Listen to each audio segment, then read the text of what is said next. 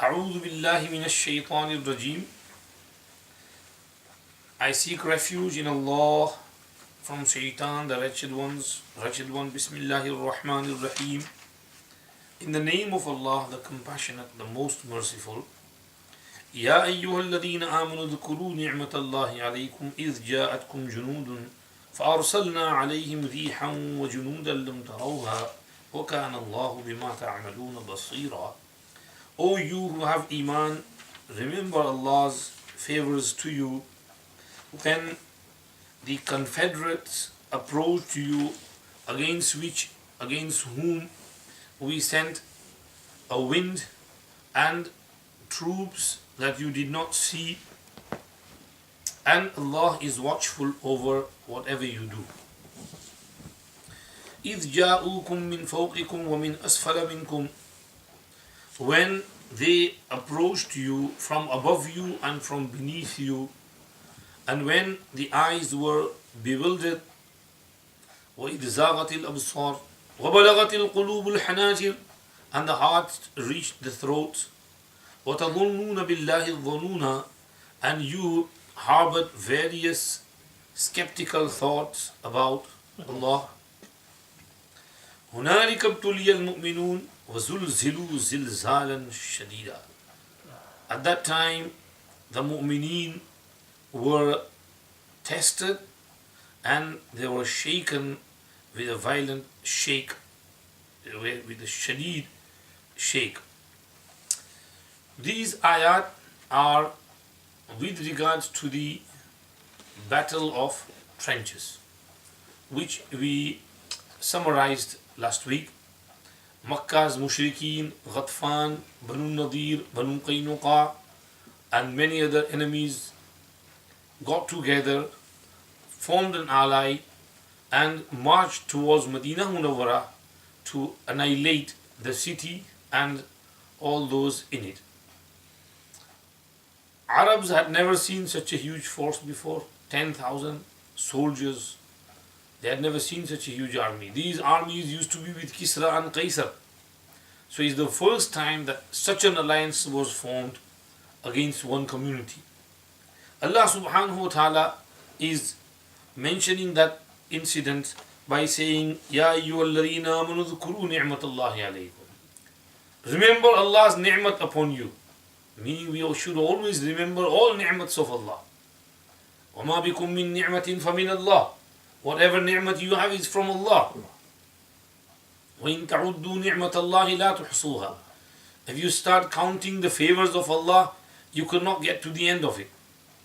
It's never ending. So remember this favor of Allah as well. إِذْ جَاءَتْكُمْ جُنُودٌ فَأَرْسَلْنَا عَلَيْهِمْ رِيحًا وَجُنُودًا لَمْ تَرَوْهَا. Armies came upon you and we sent wind, storm, and armies which you did not see. These armies which you did not see, references towards the Malaika, the angels. The Malaika came down in the battle of Badr as well. But in the battle of Badr, they engaged in the war as well. But in Ghazwa Ahzab, they did not take part in the battle. They only cast fear into the hearts of the enemies. And they only, shook them around so that they get scared and they leave the place without fighting. So we sent hawa, wind, and we sent troops which you did not see. Allah's Rasul sallallahu alayhi wasallam was seeing those troops. وَكَانَ اللَّهُ بِمَا تَعْمَلُونَ بَصِيرًا. Allah's watchful eyes were over you. إِذْ جَاءُوكُم مِّن فَوْقِكُمْ وَمِنْ أَسْفَلَ مِنْكُمْ. They approached you from above and from beneath.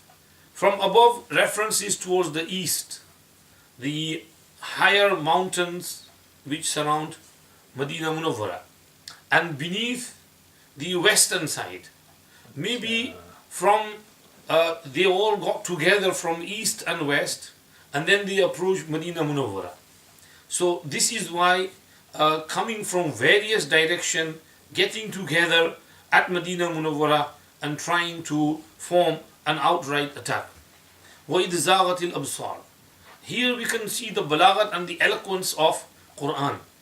Only Allah can say, draw the picture of what was going on at that time. Allah Pak is saying, when your eyes were bewildered due to fear, eyes were open. When a person is really scared, he doesn't blink, he just doesn't know what to do and just stares. And balaghatil qulubul hanajir, and your hearts reach the throats. ऊपर गले तक कलेजा आ गया और दिल आ गए. وَتَظُنُّونَ بِاللَّهِ الظُّنُونَ, and you were having various thoughts regarding Allah subhanahu wa ta'ala. Variety of thoughts. The thoughts of the mu'mineen were different from the thoughts of the hypocrites. The munafiqeen, they were really scared, terrified, thinking that we are finished, we are all going to get killed today. But the mu'mineen, they were getting more stronger in their iman and yaqeen, that the more stronger the fear, the higher and the greater their iman, the stronger their iman. That this is the time to have faith and put trust in Allah subhanahu wa ta'ala. So you were having various thoughts with regards to Allah. It was at that time that mu'mineen were tested. Ibtila is from Allah subhanahu wa ta'ala. وَإِذِ ابْتَلَى إِبْرَاهِيمَ رَبُّهُ, Ibrahim alayhi salam was tested by Allah subhanahu wa ta'ala. All the Anbiya alayhi salam are tested. In one hadith, Rasulullah sallallahu alayhi wasallam said, أَشَدُّ النَّاسِ بَلَاءً الْأَنْبِيَاء ثُمَّ الْأَمْثَلْ فَالْأَمْثَلْ. The most severest tests come upon the prophets. Then those who resemble the prophets more, and then those who resemble them more. So the more you are closer to the Anbiya alayhi salam, the higher and the severe the tests will be. So Allah subhanahu wa ta'ala said, أَمْ حَسِبْتُمْ أَن تُتْرَكُوا وَلَمَّا يَأْتِكُمْ مَثَلُ الَّذِينَ خَلَوْا مِن قَبْلِكُمْ مَسَّتْهُمُ الْبَأْسَاءُ وَالضَّرَّاءُ وَزُلْزِلُوا حَتَّى يَقُولَ الرَّسُولُ وَالَّذِينَ آمَنُوا مَعَهُ مَتَى نَصْرُ اللَّهِ. When is Allah's help going to come? أَلَا إِنَّ نَصْرَ اللَّهِ قَرِيبٌ. Lo, the help of Allah is close, nigh, but you need to be patient. So, هُنَالِكَ ابْتُلِيَ الْمُؤْمِنُونَ, the believers were tested at that moment, and وَزُلْزِلُوا زِلْزَالًا شَدِيدًا, and they were shaken violently, severely shaken. Everybody was shaken, even though they had iman, but sometimes even the mountains shake as well. When there is earthquake, even Himalaya mountain shakes as well. So, mu'mineen, the strong mu'mineen were also shaken at that time. And what was the condition of munafiqeen? وَإِذْ يَقُولُ الْمُنَافِقُونَ وَالَّذِينَ فِي قُلُوبِهِمْ مَرَضٌ مَا وَعَدَنَا اللَّهُ وَرَسُولُهُ إِلَّا غُرُورًا. When the hypocrites and those with the disease in their hearts were saying, Allah and His Rasul have not made us any promises except deception. وَالَّذِينَ فِي قُلُوبِهِمْ مَرَضٌ, जिनके दिल में बीमारी है. May Allah protect our hearts from all forms of sicknesses of takabbur and ghurur and hasad and greed and hubbe dunya and hubbe jah and hubbe mal and forgetting akhirah, neglecting Allah. These are all amraz. So those who had these types of sicknesses in their hearts were saying, Ma wa'adana Allahu wa rasuluhu illa ghurura. Tawbah tawbah astaghfirullah. They were doubting the promises of Allah and His Rasul. Doubting the promises of Allah and His Rasul. One of the munafiqs was there when Rasulullah sallallahu alaihi wasallam hit the pickaxe on the rock, and sparks came out and the rock was broken. So he said, I saw in those sparks the mahallat and the palaces of Madain, Sham, and the second time the palaces of Yemen, and then the palaces of Qaisar, Kisra, and these. So this munafiq, he made a mockery out of Rasulullah sallallahu alaihi wasallam, saying that Muhammad is saying we are going to conquer those palaces, when over here we are so terrified and scared that we can't go on the outside for istinja. So he meant to say that these promises are only vain and deception, there is no truth in them. So this is what the munafiqeen were saying, that these promises were only deception and dhoka. وَإِذْ قَالَ طَائِفَةٌ مِّنْهُمْ يَا أَهْلَ يَثْرِبْ لَا مُقَامَ لَكُمْ فَارْجِعُوا. remember the time when a group among them said, O people of Yathrib, there is no standing for you over here, so return. Meaning, a group of hypocrites said to the others, Ya Ahle Yathrib. Yathrib is the old name of the city of Medina Munawwara. When Rasulullah sallallahu alaihi wasallam came to Medina Munawwara, he changed the name Yathrib to Al-Madinah. Because Yathrib is from Tharaba, which means Dant, Dapat, which is the bad name. There is some bad omen in it and bad meaning to it. That Bekar, Virani and being derelict. So Rasulullah sallallahu alaihi wasallam did not want to name the city Yathrib. He changed it to Al-Madinah. And later it was known as Al-Madinatul Munawwara, the city, the enlightened city by the nur of Rasulullah sallallahu alaihi wasallam and the anwarat of Sahabi Kiram and Quran and Hadith. So, O people of Yathrib, la muqama lakum, there is no point in standing over here. Meaning at these trenches, in front of the enemies, over there, over there, we are over here, we've been here for so many days, nearly 20 days have passed and nothing is happening. What is the point of staying over here? Farji'u, let's go back to our houses. And we can rest over there, relax a little bit, get some good sleep. Over here we can't even sleep, we can't eat and drink. So those munafiq and hypocrites, a group among them were saying, come on, let us go back home.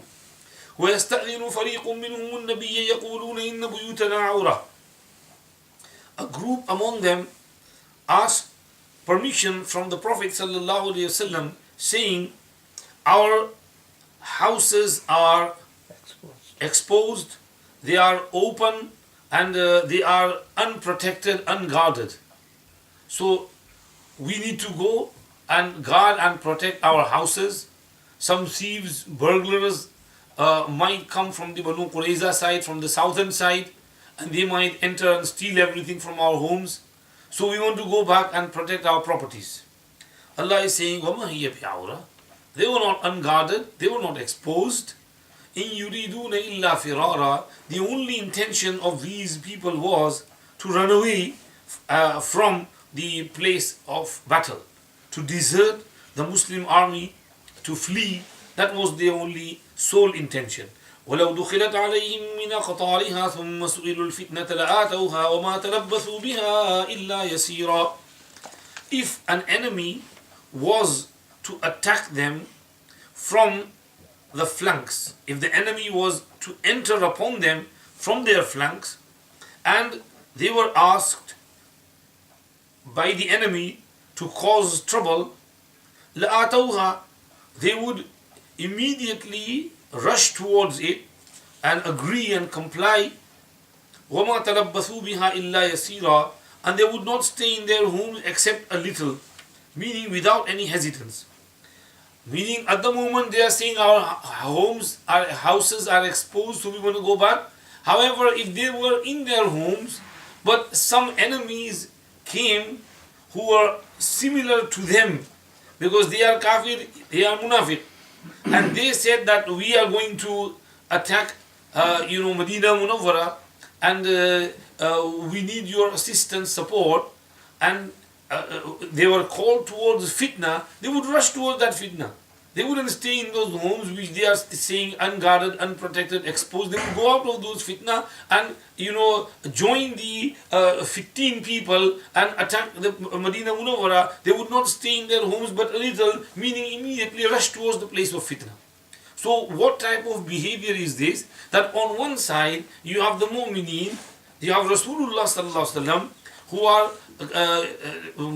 tackling and confronting the enemies, and you want to go back home saying our homes are exposed, whereas your niyat is that if someone else came to attack Rasulullah and Sahaba, you would go and help them and assist them.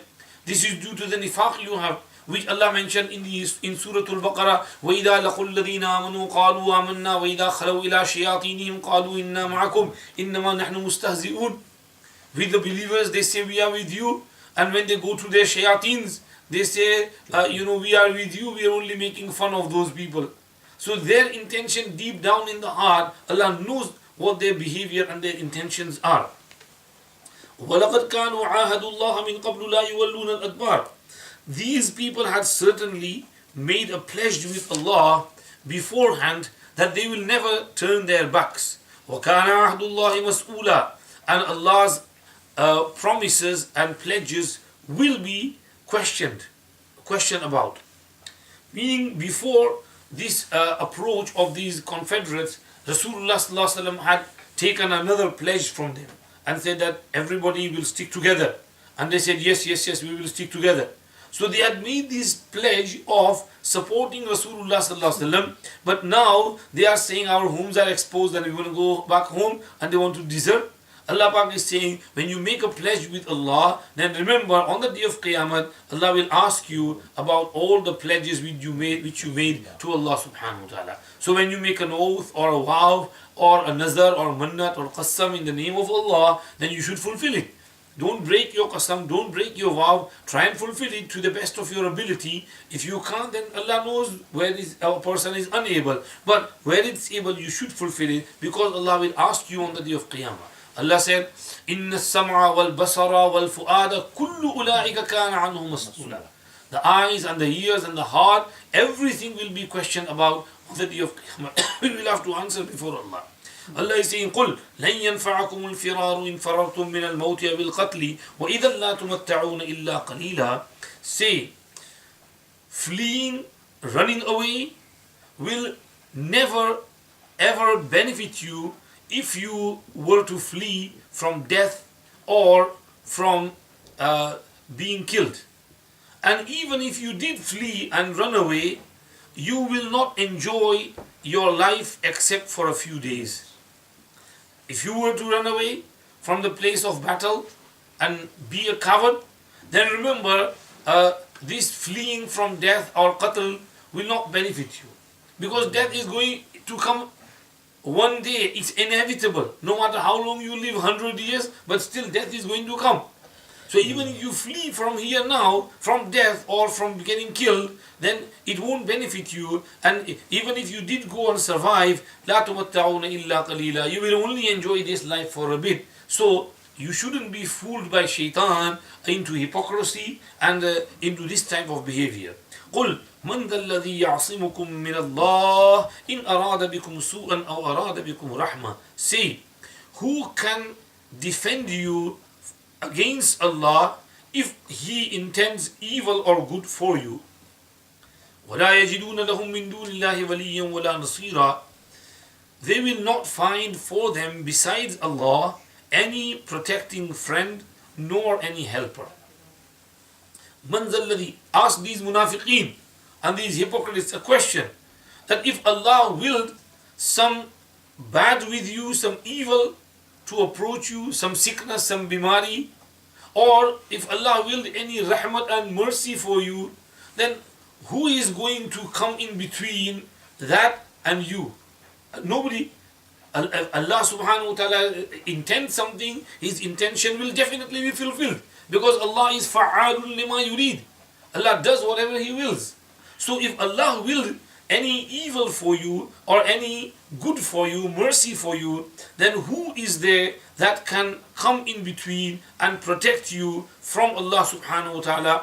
Allah subhanahu wa ta'ala said in another place, وَإِن يَمْسَسْكَ اللَّهُ بِضُرٍّ فَلَا كَاشِفَ لَهُ إِلَّا هُ وَإِن يُرِدْكَ بِخَيْرٍ فَلَا رَادَّ لِفَضْلِهِ يُصِيبُ بِهِ مَن يَشَاءُ مِنْ عِبَادِهِ وَهُوَ الْغَفُورُ الرَّحِيمُ. Allah said in another place, مَا يَفْتَحِ اللَّهُ لِلنَّاسِ مِنْ رَحْمَةٍ فَلَا مُمْسِكَ لَهَا وَمَا يُمْسِكْ فَلَا مُرْسِلَ لَهُ مِنْ بَعْدِهِ وَهُوَ الْعَزِيزُ الْحَكِيمُ. Whatever rahmat Allah opens for a person, no one can withhold it. And whatever Allah withholds, no one can give it. No one can, send it forth. So you should turn to Allah at all times and stop this type of hypocritical behavior. And remember, you will have no protector and no helper against Allah subhanahu wa ta'ala. So turn to Allah subhanahu wa ta'ala, rely upon Him, trust Him, and get rid of this bad behavior. قَدْ يَعْلَمُ اللَّهُ الْمُعَوِّقِينَ مِنْكُمْ وَالْقَائِلِينَ لِإِخْوَانِهِمْ هَلُمَّ إِلَيْنَا وَلَا يَأْتُونَ الْبَأْسَ إِلَّا قَلِيلًا. Indeed, Allah has perfect knowledge of those among you, meaning the munafiqeen, who present obstacles and those who say to their brothers, come to us. وَلَا يَأْتُونَ الْبَأْسَ إِلَّا قَلِيلًا, and they do not go to the battle except a little. قَدْ يَعْلَمُ اللَّهُ الْمُعَوِّقِينَ. عَوَّقَ means to present obstacles and to try and stop someone from doing something. So those who put rukawats and barriers in between people, and they don't want them people to obey Allah subhanahu wa ta'ala. They want other people to go back with them and desert Allah and His Rasul and flee from the battlefield. Allah knows very well those hypocrites among you who try to create cowardice in other people and make other people buzdil and take them away from the battlefield. And they say, Halumma ilayna, come with us, we'll go home and we can have some rest and have a cup of tea and relax. They would not go to the battle except a little, because ashihatan alaykum. They, the munafiqeen, are very miserly towards you. Meaning, they will never offer any sustenance to you and never offer any support and help to you. Shuhun is ashaddul bukhl, severity of bukhl. Rasulullah sallallahu alaihi wasallam said, "Ittaqu shuh, فإن الشح أهلك من كان قبلكم حملهم على أن سفكوا دماءهم وأموالهم." To stay well away from shuh and severe greed, because the previous nations were destroyed by shuh and this severe greed. This greed urged them, encouraged them to shed blood and violate the rights of other people. So never be greedy and stingy. These munafiqeen are extremely stingy. They will never spend a penny on you.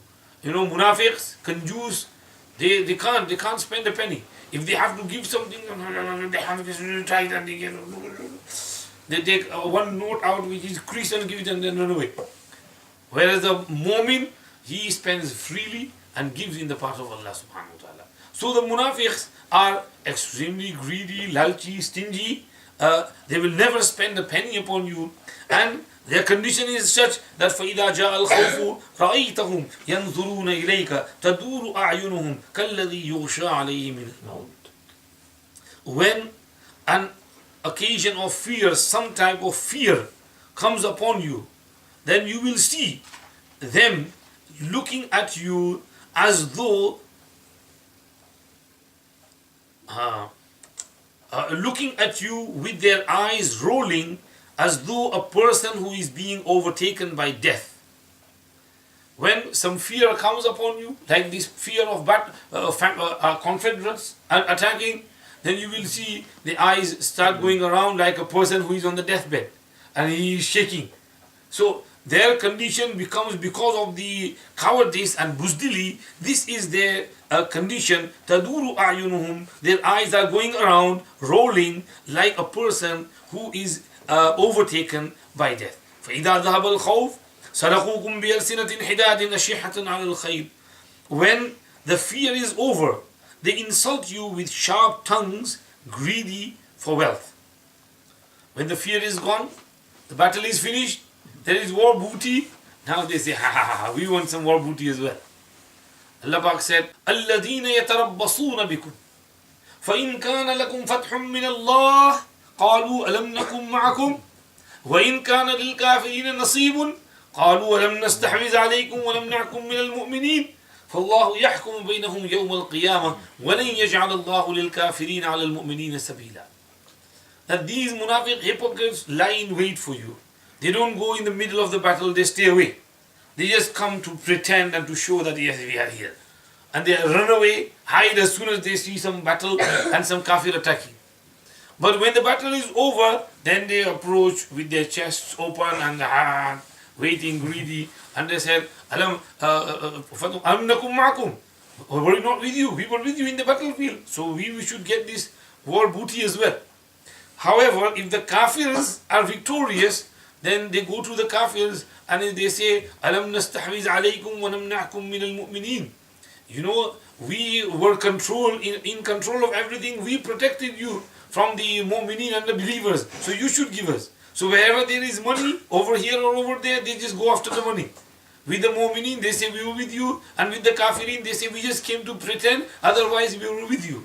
And today these type of hypocrites are plenty in numbers, all over the world, and they're all greedy for money, money, money. So Allah Pak is saying that this is their condition. When the fear goes, they insult you with sharp tongues, greedy for money and wealth. أُولَٰئِكَ لَمْ يُؤْمِنُوا فَأَحْبَطَ اللَّهُ أَعْمَالَهُم. These people had no iman in them, so Allah destroyed their deeds. وَكَانَ ذَلِكَ عَلَى اللَّهِ يَسِيرًا. This is very simple for Allah subhanahu wa ta'ala, very easy for Him. Meaning that when you have no iman, even your good deeds are wiped out. Rasulullah sallallahu alayhi wa sallam was asked, Ya Rasulullah, we have embraced Islam. Will we benefit from the good deeds which we did before Islam in the ignorant and Jahiliyyah period? Rasulullah sallallahu alayhi wa sallam said, as for those who have ihsan and ikhlas and sincerity in their iman, they will be rewarded and they will not be held to account for anything bad they did in the previous era of the Jahiliyyah. However, those who did not have sincerity and who did bad during iman, their good deeds will not benefit, and they will be held to account for the bad deeds and the sins they committed previously and the sins they committed in Islam, because there was no iman in them. There was nifaq. The kufr was always deep down in their hearts. It was only show. They were only showing and pretending to be believers, whereas in reality they were munafiqs and hypocrites. So Allah Pak is saying, أُولَٰئِكَ لَمْ يُؤْمِنُوا فَأَحْبَطَ اللَّهُ أَعْمَالَهُم. And you have no iman, your a'mal are habt and wiped out. Even if a munafiq prays salah, he keeps roza fast, and he gives sadaqah, whatever he does, he goes to hajj, he goes tawaf, he does whatever he does, but he does not get sawab for that. Why? Because he has no iman, and when you have no iman, your a'mal are wiped out. Iman with amal is like ruh in the body. If a horse is alive, then there is ruh and soul in the horse, and one can ride on it. But when the horse dies, the ruh is taken out, so you can't ride on the horse. If there was a horse made from wood or stone or metal, you can't ride on it, because it's got no soul, no life in there.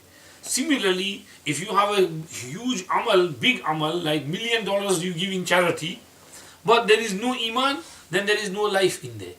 So it's worthless. The soul breathes into an amal through iman. So where there is no iman, there is no soul. So it's worthless.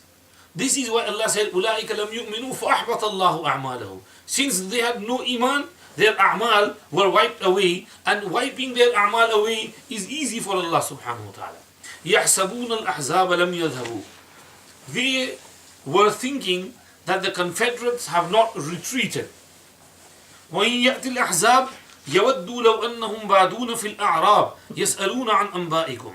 And if the army was to, if the Confederates and the armies were to arrive, they would hope that they were rather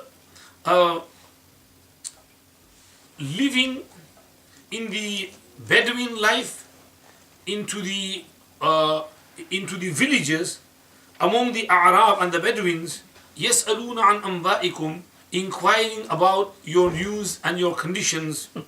أُولَٰئِكَ وَلَوْ كَانُوا فِيكُمْ مَا قَاتَلُوا إِلَّا قَلِيلًا. Even if they were with you, they would not fight but a little. They were told that Allah's help came in the form of the winds and جُنُودًا لَمْ تَرَوْهَا, and the armies have gone.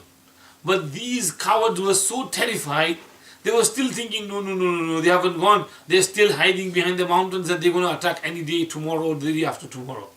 So they were thinking that the Confederates have not left yet because of their cowardice. And if the Ahzab and the Confederates were to return and attack, then they would feel that they would have been rather off living in Bedouin life into some suburbs and into some oasis, and sitting with the Bedouins and the Arab and just asking about your news from those who pass by that how is people in Medina, everything okay, what's going on over there. They would rather hear your news, but they don't want to go and engage in the battle. So this is their condition today as well. Many people just want to watch the news on the TV, but they don't want to take part in any activity or anything. So their condition is this: وَلَوْ كَانُوا فِيكُمْ مَا قَاتَلُوا إِلَّا قَلِيلًا. Even if they were with you, they would not help in the battle except a little. لَقَدْ كَانَ لَكُمْ فِي رَسُولِ اللَّهِ أُسْوَةٌ حَسَنَةٌ لِمَنْ كَانَ يَرْجُو اللَّهَ وَالْيَوْمَ الْآخِرَ وَذَكَرَ اللَّهَ كَثِيرًا. Up to now, Allah subhanahu wa ta'ala has mentioned the description and the condition of the munafiqeens, the hypocrites. Now, Allah subhanahu wa ta'ala is saying that you have a beautiful example, role model in Rasulullah sallallahu alaihi wasallam, in his steadfastness, reliance, trust upon Allah, belief, yaqeen, faith in everything Allah subhanahu wa ta'ala has promised, and in his mujahada, striving, and in his sabr and patience, and in his hilm, and in his shuja'at and bravery, and in his other attributes of sakhawat. Everything you see, you have a beautiful role model in Rasulullah sallallahu alaihi wasallam. The hypocrites have him before his eyes, and still they are being cowards, and they are behaving in the manner which has been mentioned in the above ayat. Allah Pak is saying, لَقَدْ كَانَ لَكُمْ فِي رَسُولِ اللَّهِ أُسْوَةٌ حَسَنَةٌ. That you have a beautiful role model in Rasulullah sallallahu alaihi wasallam. However, who can take him as a role model? One who has three qualities. لِمَنْ كَانَ يَرْجُو اللَّهَ وَالْيَوْمَ الْآخِرَ وَذَكَرَ اللَّهَ كَثِيرًا. A person who fears Allah and who fears the final day and who remembers Allah a lot. So who has these three qualities? Yarjullah, Raja Yarju Raja'an could be translated in both meanings. Fear, and it could be translated hope as well. Ma lakum la tarjuna lillahi waqara. So who have fear of Allah, who are scared, who are fearful that we have to meet Allah subhanahu wa ta'ala one day, and fearful of the day of Akhirat. We have to fear the day of Akhirat. Ittaqu rabbakum inna zalzalat as-sa'ati shay'un azim. The day of Akhirat is an azim. Zalzala of the day of Akhirat is huge and mighty. So those who fear the day of Akhirat, that we have to stand before Allah and give an account of our life, they will take Rasulullah as their role model. And وَذَكَرَ اللَّهَ كَثِيرًا, and who remember Allah a lot, often. So if you have zikr kaseer in you, then you remember Allah, zikr of Allah, abundance of zikr of Allah, then you will feel that yes, Rasulullah is my role model. Those who have no zikr kaseer, in fact no zikr qaleel, never mind tasbihat, never mind tilawat, never mind durood sharif, astaghfar, la ilaha illallah, subhanallah, alhamdulillah, never mind other ibadat. They don't even pray 5 times a day. They won't take Rasulullah as their role model. They will take the XYZ, the film stars and the football stars and the cricket stars as their role models. What have those stars done for you? They made money through you. They became famous because of you. They have not done anything for you. And here you have Muhammadur Rasulullah sallallahu alaihi wasallam who cried his eyes out for you at night in sujood, and at every moment while he was alive, he was always caring for you, thinking about you and praying for you. He used to do qurbani for you, so you get sawab in the share of his qurbani as well. And he was always saying ummati ummati, and even on the day of Qiyamah everybody will be saying nafsi nafsi, he will be saying ummati ummati. So how come you take these people as your role model, not these? Allah Pak is saying only such a person will take Rasulullah as his role model, who has these three qualities in him, that he is fearful of Allah, he is fearful of his meeting with Allah on the day of Qiyamah, and who remembers Allah a lot. So you have to do Allah zikr, pray 5 times a day, do lots of nafil namaz, and do lots of tilawat and zikr, and inshallah slowly your mind will be directed towards the love of Rasulullah sallallahu alaihi wasallam, the love of his sunnah, the love of his lifestyle, and you will take him as your role model. You will adapt his lifestyle, you will behave like him, you will look like him, and your actions and your habits and your manners and your lifestyle will everything will be like Rasulullah sallallahu alaihi wasallam. So this is لَقَدْ كَانَ لَكُمْ فِي رَسُولِ اللَّهِ أُسْوَةٌ حَسَنَةٌ in zahir and in batin, in appearance, in clothing and everything, and also in batin, in the heart as well. You know, batini akhlaq, adab and manners. Rasulullah had beautiful manners. He was extremely modest person. So you will get that modesty, that humility, that humbleness, that patience, that tolerance, that forbearance, and all the good qualities which Rasulullah had, they will be transferred in you as well if you take him as your role model. This is liman kana yarjullaha wal yawm al-akhir wa dhakara Allah kaseera. ولما رأى المؤمنون الأحزاب قالوا هذا ما وعدنا الله ورسوله وصدق الله ورسوله وما زادهم إلا إيمانا وتسليما. As for the believers, when they saw the confederates, they said, this is what Allah and His Rasul had promised us. And Allah and His Rasul have spoken the truth, and this, their arrival, only increased them in iman and submission. When the mu'mineen, the above condition was of the munafiqeen, like a person who is dying on the deathbed. Munafiqeen became like that because of their cowardice. This is the condition of the coward. Rasulullah ﷺ mentioned this hadith somewhere. When a coward has to approach an enemy, his condition becomes like someone who's been pricked by thorns and his body is shrinking. So this is how a coward becomes in the battlefield. Jubn, buzdili. So that was their condition. But over here Allah is saying, as for the mu'mineen, like Abu Bakr, Umar, Usman, Ali, and the great Sahaba Kiram, the believers, their condition was that when they saw the confederates coming, they said, we are ready, let them come. قَالُوا هَذَا مَا وَعَدَنَا اللَّهُ وَرَسُولُهُ. This is what Allah and His Rasul promised us. They said that they are coming. They are coming in huge armies. They are 10,000. And they are well equipped. And they have weapons and everything. So the enemies came, they did have everything. Whatever Allah and His Rasul said was true. وَصَدَقَ اللَّهُ وَرَسُولُهُ. Their words were true. And وَمَا زَادَهُمْ إِلَّا إِيمَانًا وَتَسْلِيمًا. Their arrival only increased their iman and their submission. We submit to the will of Allah. If Allah wills this, then we will take it on the chin. We don't have any objection upon Allah subhanahu wa ta'ala. So their iman was only increased rather than decreasing and having doubts and having bad thoughts and skeptical thoughts about Allah and His Rasul. No. Their iman only increased, their submission only increased. مِنَ الْمُؤْمِنِينَ رِجَالٌ صَدَقُوا مَا عَاهَدُوا اللَّهَ عَلَيْهِ. Among the mu'mineen, there are men who were true to their pledges which they made to Allah subhanahu wa ta'ala. فَمِنْهُمْ مَنْ قَضَى نَحْبَهُ. Of them is some who have fulfilled their pledge. وَمِنْهُمْ مَنْ يَنْتَظِرُ. And among them is he who is waiting.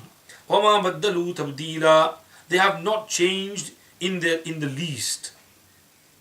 Among the mu'mineen, there are men who were true to their pledges and in the vows they made to Allah subhanahu wa ta'ala. This battle of trenches took place in the year 5 after Hijrah. In the year 2 after Hijrah was the battle of Badr. And the battle of Badr, Rasulullah ﷺ didn't initially set out for a battle. He just set out to intercept the caravan which was returning with goods from Sham, Abu Sufyan and the Qafla. However, when they set off from Medina Munawwara, along the way, they found out that there is an army coming to attack Medina from Makkah Mukarramah. So Rasulullah made mashwara along the way, that split second decision. We have no time to waste. We have a choice between either going for the intention which we came and intercepting the Qafla, or we have to go and confront these enemies. So the mashwara and the final decision was, leave the Qafla, let it go. We will go and fight Abu Jahl and those who have come to attack us. So they approached towards Badr, which is about 70 miles from Medina Munawwara, and that's where the Battle of Badr took place. Now, there were some Sahaba in Medina Munawwara who were unable to participate in the Battle of Badr. Because he wasn't going for battle, he was only going, so he didn't need too many people, so he just set off with whoever was with him. That's why they never had any swords or proper weapons or horses or rides. Whoever had whatever, Rasulullah just made an announcement and everybody just moved forward. So among them was Anas ibn Nadr radiallahu anhu, the uncle of Anas ibn Malik radiallahu anhu. When the battle of Badr finished and they came back with war booty, Anas ibn Nadr said, "Oh, I was absent in the battle of Badr. I wish I was there and I would have shown my bravery and fought for the sake of Allah and His Rasul sallallahu alayhi wasallam." And there were others as well who made this pledge. Now, 1 year later, in Shawwal, the year 3 after Hijrah, the Mushrikeen came back to attack Medina Munawwara and the battle of Uhud took place. It was in this battle that these Sahaba like Anas ibn Nadr radiallahu anhu and others who had made the pledge that if I get another chance, I will show and fight for the sake of Allah and His Rasul. And they were true to their words and they did fight. And Anas ibn Nadr was one of the first to become shaheed in the battle of Uhud. 70 Sahabas became shaheed in the battle of Uhud. Anas ibn Nadr was one of the first. Allah subhanahu wa ta'ala in this ayat is referring to these Sahabas. Among the believers, there are some people who spoke truth and who kept their word with regard to a pledge which they had made to Allah subhanahu wa ta'ala. And there are still, some have died, they have given their life, and others are still waiting. They are still doing their best. And they have not changed in their pledge. They have not changed their word. They are still true to their word today as well. Allah mentions Sadiqeen before. لِيَسْأَلَ الصَّادِقِينَ عَنْ صِدْقِهِمْ. Allah is saying these Sahaba are Sadiqeen. They have tried their best even in Battle of Uhud. Over here as well. They have offered whatever they could. They are the Sadiqeen. So Allah Pak is saying لِيَجْزِيَ اللَّهُ الصَّادِقِينَ بِصِدْقِهِمْ. Again, Allah such people, these people are such that Allah subhanahu wa ta'ala will reward the truthful for their truth, and وَيُعَذِّبَ الْمُنَافِقِينَ إِنْ شَاءَ أَوْ يَتُوبَ عَلَيْهِمْ.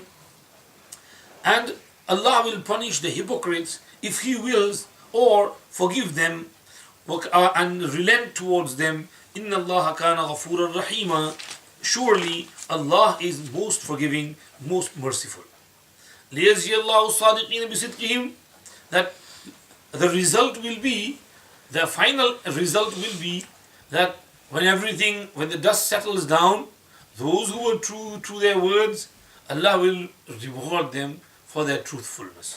And those who were not true, who were liars, who were munafiq, hypocrites and had nifaq in them, then Allah subhanahu wa ta'ala will punish them if He wills.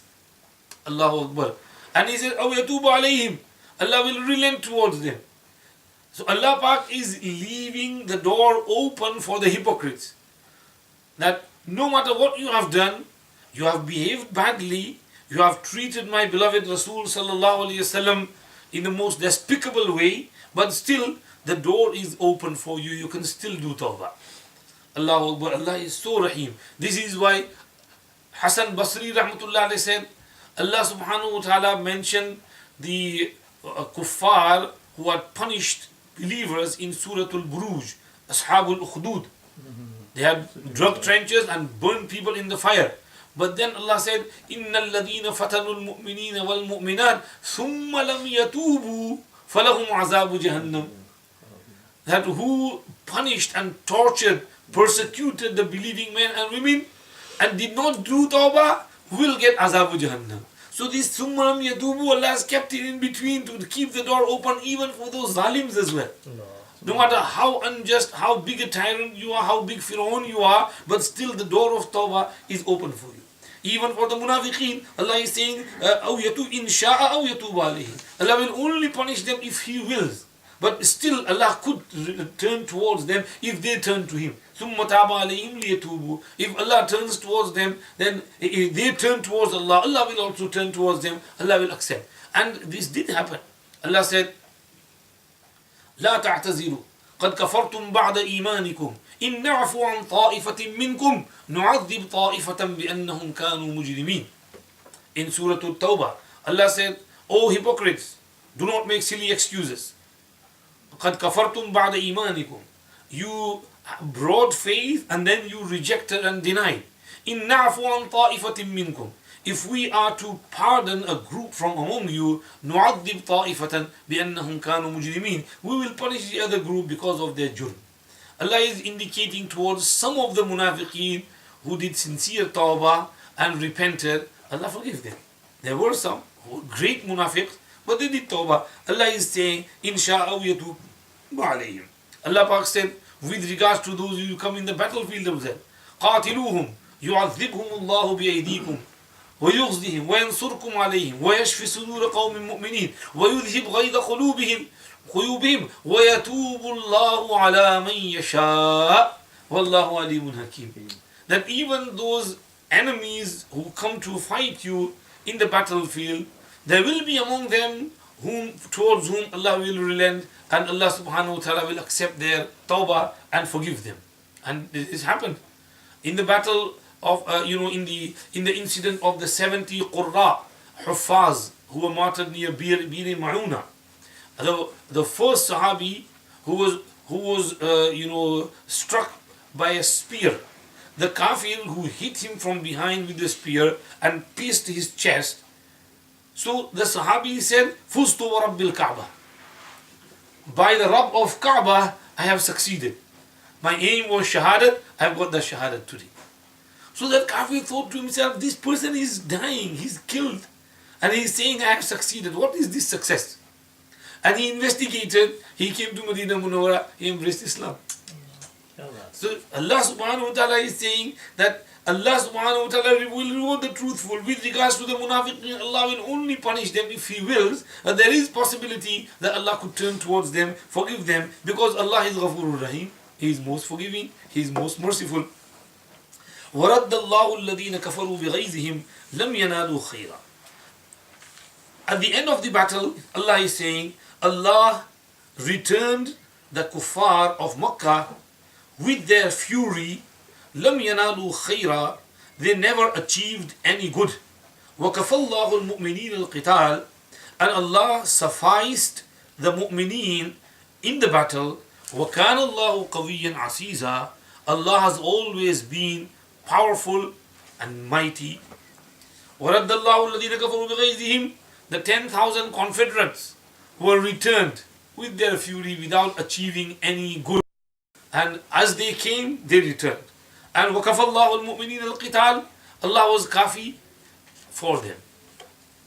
In one incident just yesterday, when Maulana Sahib phoned our Hazrat, I have a little bit of parishani over here and this and that, so please make dua for me. Hazrat said, read Antal Waqi, Antal Baqi, Antal Kafi as frequently as possible. Whenever you think of your problem, just keep reading this as much as you can.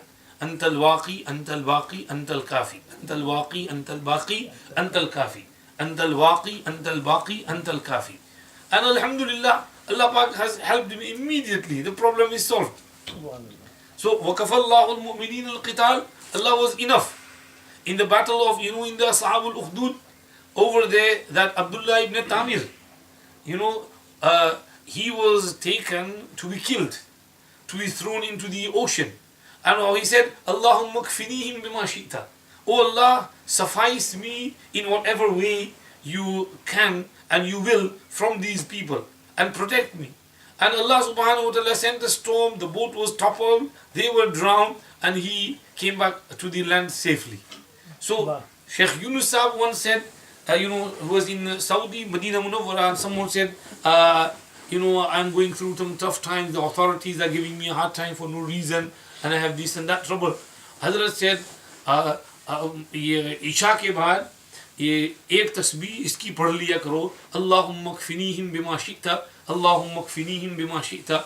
Oh Allah, suffice me from these people in whatever way you feel suitable. So this وَكَفَى اللَّهُ الْمُؤْمِنِينَ الْقِتَالِ, kifayat, to be enough, to be sufficient, to take over the affairs. and to take everything in control.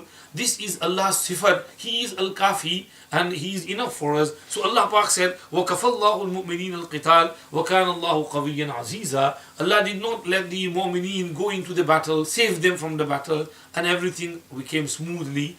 And now, moving on, وَأَنزَلَ الَّذِينَ ظَاهَرُوهُم مِّنْ أَهْلِ الْكِتَابِ مِنْ صَيَاصِيهِمْ وَقَذَفَ فِي قُلُوبِهِمُ الرُّعْبَ فَرِيقًا تَقْتُلُونَ وَتَأْسِرُونَ فَرِيقًا. Allah made those people of the book who allied with the Confederates and assisted the combining armies. Allah caused them to descend from their fortresses, and He cast fear into their hearts. فَرِيقًا تَقْتُلُونَ. You were executing one party, and وَتَأْسِرُونَ فَرِيقًا, and taking others as prisoners. وَأَوْرَثَكُمْ أَرْضَهُمْ وَدِيَارَهُمْ وَأَمْوَالَهُمْ وَأَرْضًا لَمْ تَطَئُوهَا وَكَانَ اللَّهُ عَلَى كُلِّ شَيْءٍ قَدِيرًا. And Allah made you successors to their land, their homes, their wealth, and a land where you have not set foot upon. Allah has power over all things. In these two ayat, Allah subhanahu wa ta'ala is mentioning the incident of Banu Qurayza, people of the book. What happened with regards to Banu Qurayza? A summary of their incident is that we remember the mushrikeen went and broke their alliance with Rasulullah sallallahu alaihi wasallam, and they encouraged them to attack from behind, and mushrikeen can attack from the front, and Medina can be crushed in between. And they agreed. Now, the alliance was broken by Nu'aym ibn Mas'ud, and mushrikeen left. Rasulullah sallallahu alayhi wasallam during those days had sent Hazrat Ali, Miqdad, and others to check, Zubair ibn Awwam, to check those people out, Banu Qurayza, and that news was true. And when they went there, they were wearing body armors, and they were having swords and spears in their hands, and they were swearing at Allah and His Rasul sallallahu alayhi wasallam and the Sahaba rizwanullah alayhim. And the Sahaba were just shocked. And these are not Banu Qurayza, these are not the same people. They are so treacherous, they have deceived us.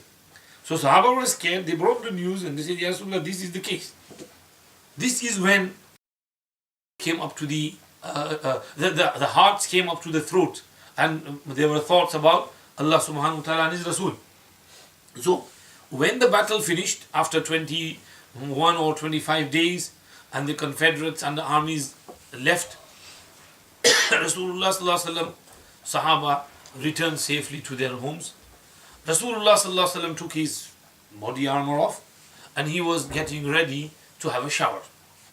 Jibreel Amin alayhi salam appeared before him, and he said, Ya Rasulullah, have you taken your armor off?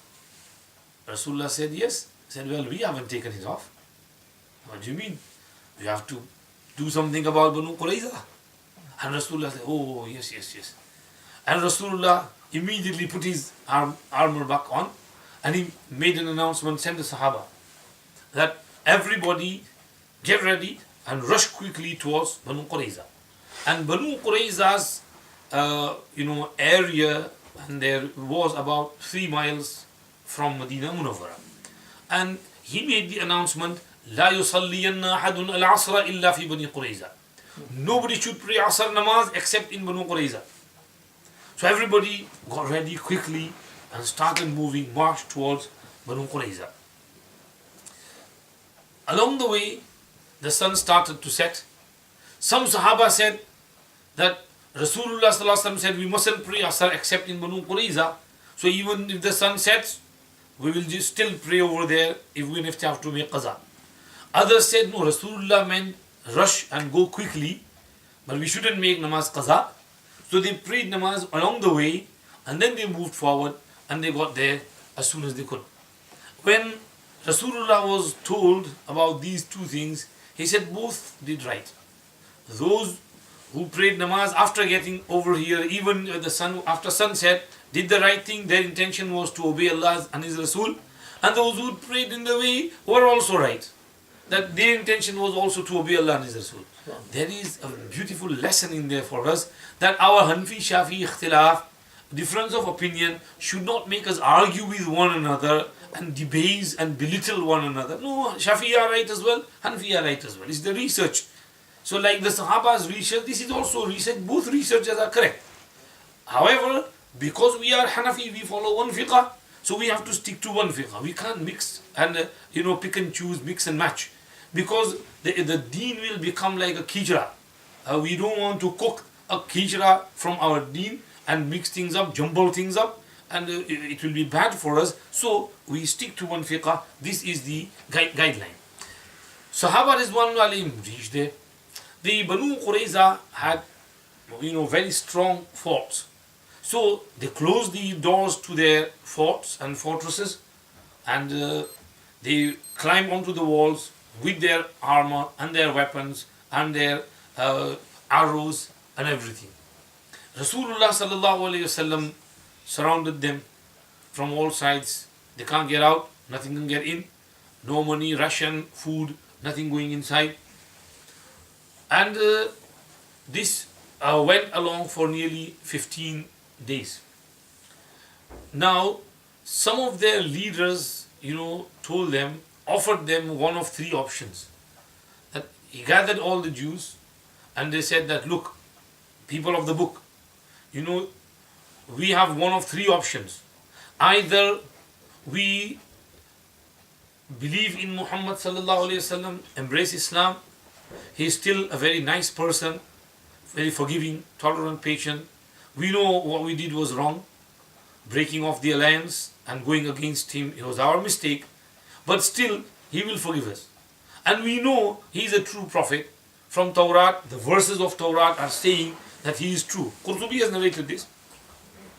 So he said, either you embrace Islam, and they said, no. Our Torah has said that we should hold on to Torah till the day of Qiyamah. So we're going to hold on to Torah. We're not going to leave Moses, not going to leave Torah. We're not going to believe in him. So he said, okay, then the second option is that we make peace with him, go under his command, and give him jizya and stay with him. He said, no. We don't want to stay under his rule. Okay, the third option is that today it's Sabbath and they will be caught off guard. They will be thinking, because it's Sabbath, then we can see the army is less and many of them have gone to Medina Munawwara. So they're just guarding. What we should do is kill our children and our women, so we have nothing left behind, and just open our doors and go and fight till death. Whatever happens will happen. And they said, no, we don't want to kill our children and our women with our own hands. We can't do that. So he said, okay, if you don't want to accept any of these options, then maro, jao, tumhe jo karna hai karo. Now, days passed and they were running out of ration. So they announced from there, Muhammad, we want to talk to you. Okay, what do you want to talk? They said that we want to make peace with you, but you will have to appoint a judge whom we want. Okay, who do you want as judge? We want Sa'd ibn Mu'az as our judge. Sa'd ibn Mu'az was from the tribe of Aus, Banu Abdul Ashhal. And in the pre-Islamic period, they were both allies. Banu Qurayza and Aus were best friends. So they thought that Sa'd will be lenient towards us and he will, make soft, gentle judgment, faisla regarding us. Rasulullah sallallahu alaihi wasallam said, okay. Rasulullah sallallahu alaihi wasallam sent someone to bring Sa'd ibn Mu'az.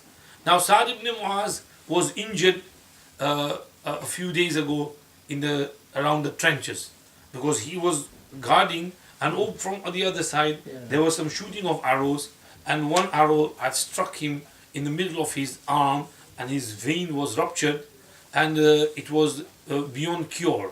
Rasulullah sallallahu alaihi wasallam had tried everything to the extent that they had tried branding as well. That didn't work as well. So he was being nursed in Medina Munawwara.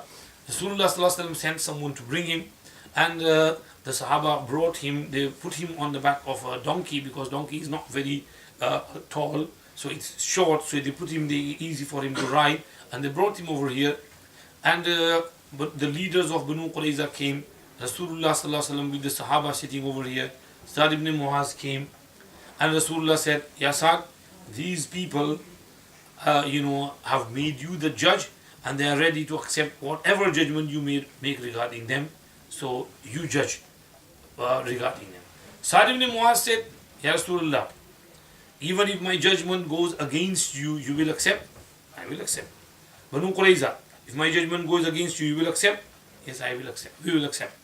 Rasulullah sallallahu alaihi wasallam said, so Sa'd ibn Muaz said, "Ya Rasulullah, my judgment regarding them is that all their warriors and fighters be killed, and their women and children be taken as captives." When they said this, the earth opened up from beneath their feet. They were not expecting this. Rasulullah sallallahu alaihi wasallam said, "You appointed him as a judge, and he has given this judgment. That's what will happen." That's what happened.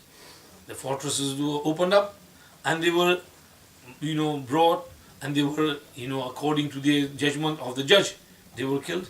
Even then they were given chance to accept Islam, embrace. Some of them did embrace Islam, they were let off. And those who didn't, who were stubborn, they were killed. So nearly 600 to 700 among them were killed in this manner. And this incident, the Jewish community has not forgotten today. They still accuse Rasulullah sallallahu alaihi wasallam, and na'uzubillah, sometimes some of their shari'as compare him to Hitler. Now where is 6 million compared to 600? And Rasulullah sallallahu alaihi wasallam didn't judge for them. It was their own judge who decided. Allahu Akbar, Allah kept the honor of Rasulullah protected from this. He never ordered their killing. It's their judge who judged and who ordered their killing. So the Banu Qurayza, their masla was finished off. Now the question arises here, why did Sa'd make such faisla? The reason, Martin Lings has written very nicely. He said before Banu Qurayza there were two tribes who were extradited from Medina Munawwara, Banu Nadir and Banu Qaynuqa. And they both gathered in Khaybar, and they were making lots of shararat and mischief from there. And they are the ones who had brought the 10,000 to crush Medina.